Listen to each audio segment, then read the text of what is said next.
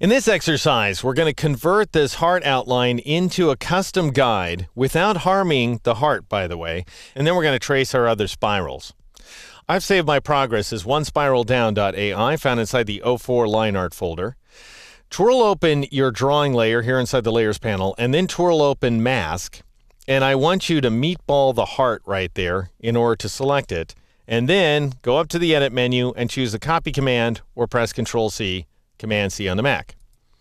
Then you can twirl that closed if you want for a moment. So we can twirl open guides because I want to add it to the guides layer. And I'm going to go ahead and meatball the perimeter guide, but that's not working for me. And I'm guessing it's because good old lock guides is turned on. So I'll go to the view menu, go to guides, turn off lock guides, sure enough. And then I'll meatball perimeter in order to select it. And the reason I'm doing that is because I want to go ahead and paste the heart directly in front of perimeter. And I'm going to do that using paste and backs opposite up here in the edit menu. Right there's paste in front, or Control F, Command F on the Mac. How simple is that? Again, this goes way back to Illustrator 1.0. This was the way you used to stack objects inside the program. And notice that that goes ahead and registers the heart into place. Now, the heart's a heart. In other words, it's a standard everyday average path. If I were to go to the top of the layers panel and turn off drawing for just a moment, you can see it's a standard stroked path outline. We need to convert it into a guide. So go up to the view menu, choose guides, and choose make guides, or press Control-5, Command-5 on the Mac. And then I'll press Control-Shift-A or Command-Shift-A on the Mac to deselect that item. And I just want you to see, isn't that amazing? Anything can be a snappable guide inside of Illustrator. So I was already telling you that when we were working with the rectangular grid tool, but I want you to see it actually happening with a curved organic object like this. And when I say organic, of course, I don't mean it's a photorealistic heart with a bunch of valves inside of it. I just mean that it has nice contours. All right, I'll go ahead and twirl close guides, and I'll turn drawing back on. Click on the drawing layer to make it active. Twirl it open so I can see what I'm doing inside of this layer. Twirl close mask. And then I'm going to go back up to the view menu, choose guides, and choose lock guides. So maybe you do want to memorize that keyboard shortcut. We keep coming back to a Control-Alt-semicolon, Command-Option-semicolon on the Mac. The thing is, though, you just have to be sure you're pressing the right keys because, after all, if you press the wrong key set, then you won't have actually locked your guides down, and you might have done something completely different. Who knows? All right, now let's draw another spiral. I still have the spiral tool selected. And this guy's going to be drawn automatically at the top of the stack. And you know what? That's not really the way to go. We want these spirals to appear at least in back of the heart layer like so. So the spiral should be below the heart, which is below the arrow. And so to make that happen, I'll go ahead and meatball this mask item so it's selected. And then I'll turn on draw behind. And now when I draw this spiral like so, and I'm going to have to spacebar it into position, but at some point it should snap into alignment with that heart-shaped guideline. And I've gotten it to snap now. I'm pretty happy with the way this looks. It's not exactly on, but it's probably good enough. I would say it's acceptable to get slightly different results every time I draw this. However, I'm going to move off for just a moment because I want to make it a tiny bit smaller and then move it back. And I'm doing that, of course, using the space bar.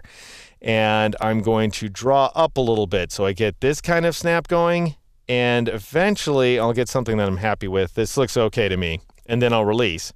And notice that this new path appears behind the formerly selected object because, after all, I have the drawing mode set to behind.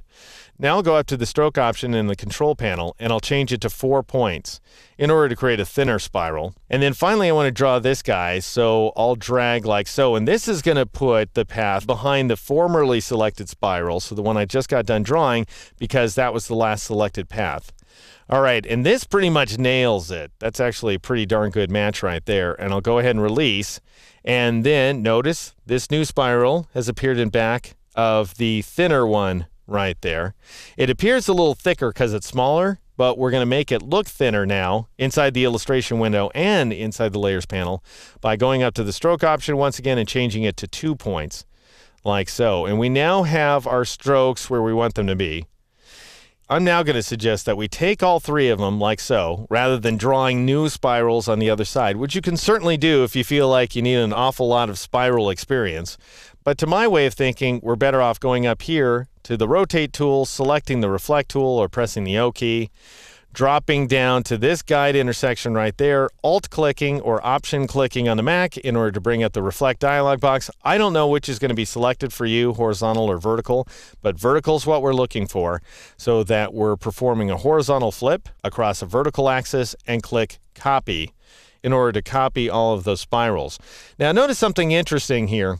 These new spirals appear in front of the old ones, even though I'm working inside the draw behind mode. So draw behind ensures that you're drawing behind and pasting behind, but it doesn't always ensure that new objects appear behind old ones.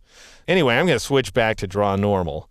And I'm going to grab all of these guys, both the right side spirals, which are currently selected, and the left side spirals. So I'll go ahead and grab my black arrow tool here, and I'll shift drag around these guys in order to select them.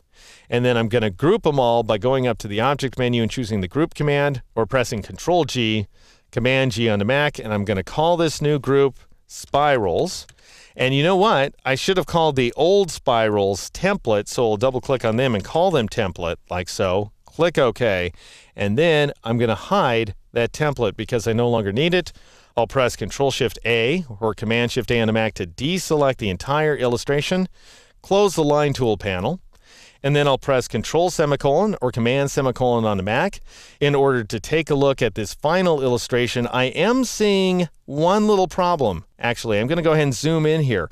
It looks to me like we had a round cap on our big spiral, but we have what are known as butt caps, where they suddenly abut against the anchor points on the other two spirals. So I need to fix that.